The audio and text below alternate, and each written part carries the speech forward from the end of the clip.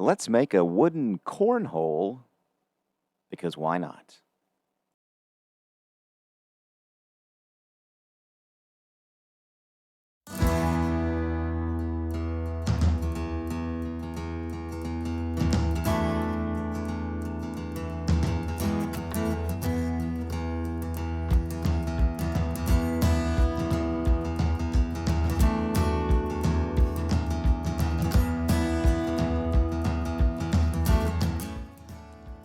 Okay, so I had a buddy that asked if I could make him a cornhole setup for his upcoming family camping trip. And my first question was, don't they have these super cheap now at your local sporting goods store? Not to be rude to him, but I hadn't really priced them in a while. And I realized real quick that apparently stores are still really proud of these, and they're very easy to make.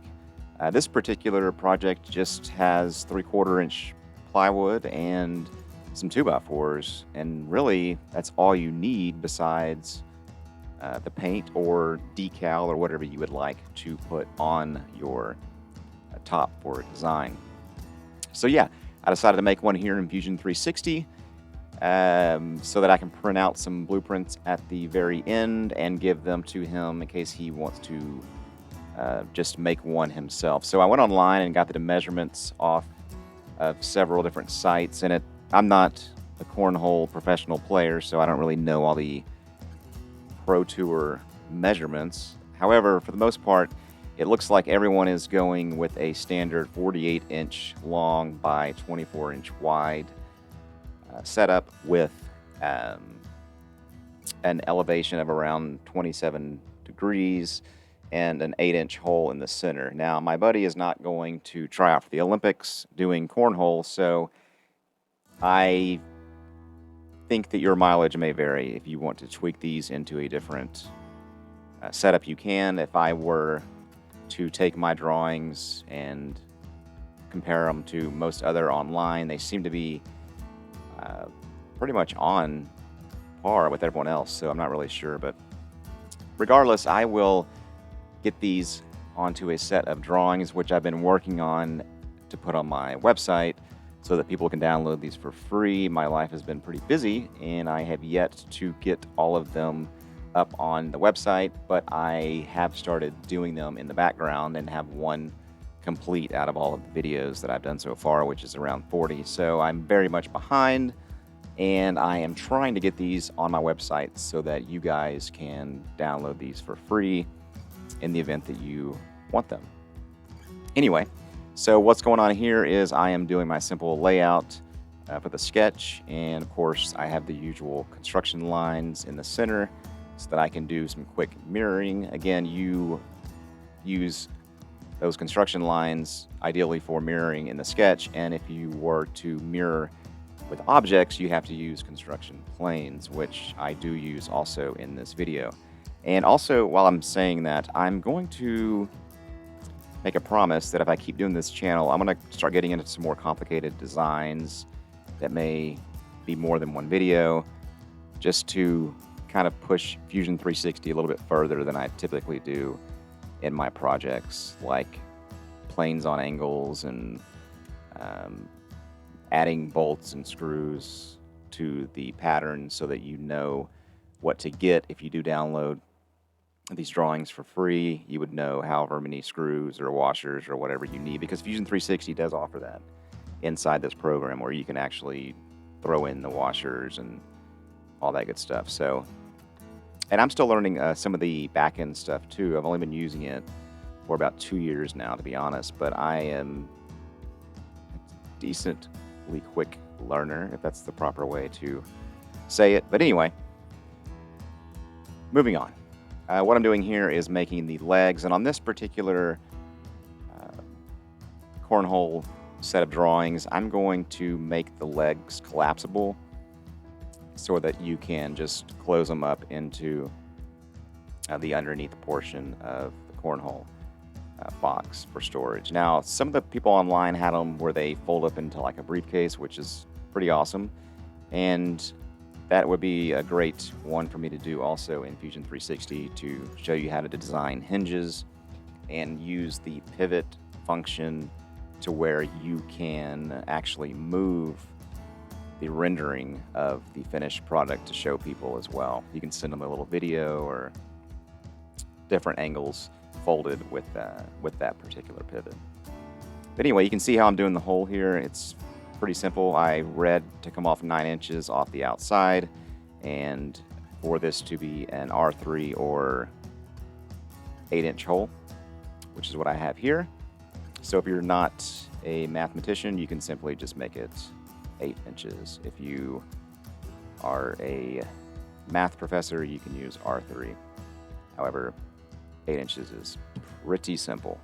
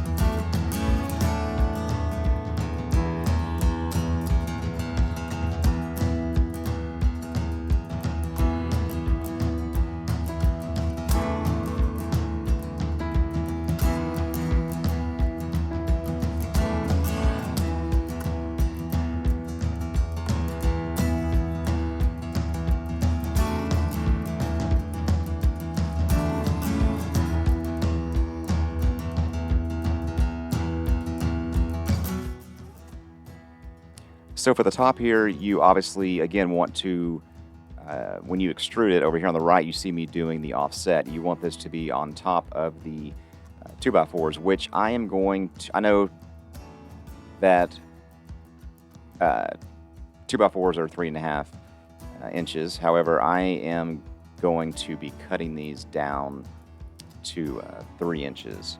And that's kind of where I, for the most part, saw these things falling into was the 3-inch height, plus, you know, the top of the 3/4 inch plywood. So you're going to have to do a little bit of cutting. Hopefully you have a table saw and you can just cut these 2x4s on both edges and get them down to 3 inches, which looks a lot better anyway. It doesn't look as thrown together, if you will, if you actually cut your 2x4s into squares. Just looks a lot cleaner.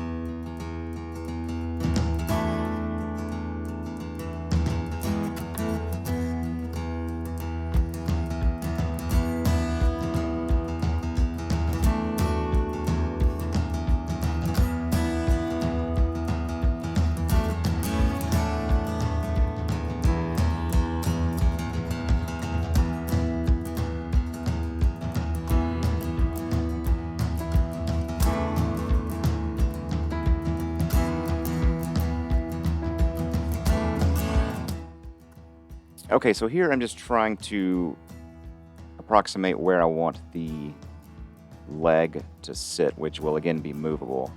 And at first I had it inside, drawn inside the box there, but it's just easier if you just do it outside like I am here, and then just move it point to point in Fusion 360 to where you want it.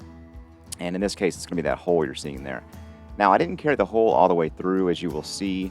You can do that as well. That's something I want to start doing probably when I start doing the more complicated ones, where you can put your carriage bolt, in this case, all the way through to the other side, and actually have a carriage bolt shown to be threaded through both the leg and the outer 2x4. So I'll probably eventually do that. But right here, you've seen me do this before. This is a neat little trick just to get a curved edge. There's obviously other ways to do it. I like doing it this way because you do have the clipping tool here in the sheet metal modify section of Fusion 360, which just gives you that right there once you cut the other side.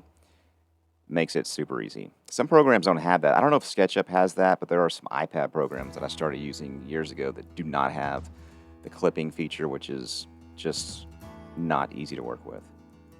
Anyway, so this is where you're going to want the angle for the leg. Obviously, this leg is going to be horizontal a lot, and then it's going to be moved out into its vertical position at an angle to achieve the top of the angle being at, by all accounts, 12 inches from finished floor is what it looks like everyone's doing. So the actual angle at the top of the cornhole table looks like most people have it at 12 inches down to the floor.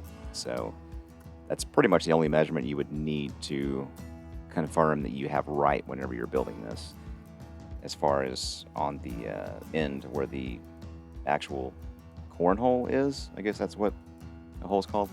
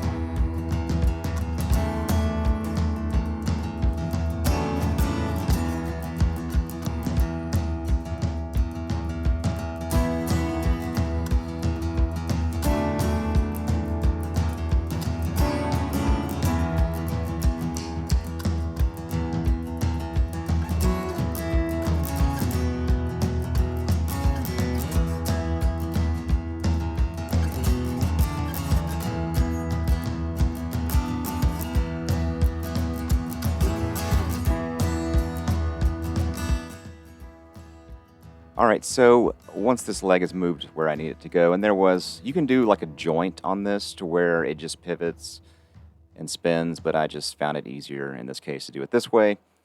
And once, just so you know, as a side note, I did not show the appearances function when I started painting these on Fusion 360 because it did not record, or it did record, but it didn't save. So I actually went back and just showed you how I got the State of Texas label or image, that is, onto the tops of the cornhole boards because it's good to know. And I had to go into a different feature, which I don't think I've done yet on my videos, which is to leave the design feature and go somewhere other than drawing, which is the rendering area. Because the rendering area is pretty cool because you can change the lighting on your images. Say if you had this painted like a mirror or a really glossy paint, you can actually change the lighting to where it reflects that look whenever you show a customer this. So anyway, hope you enjoyed this video. There are obviously more to come. I have 2 more that should be out with this one back to back. I was on a week vacation and was not able to make any videos. So thanks for watching, and subscribe and like if you enjoy. Thanks a lot.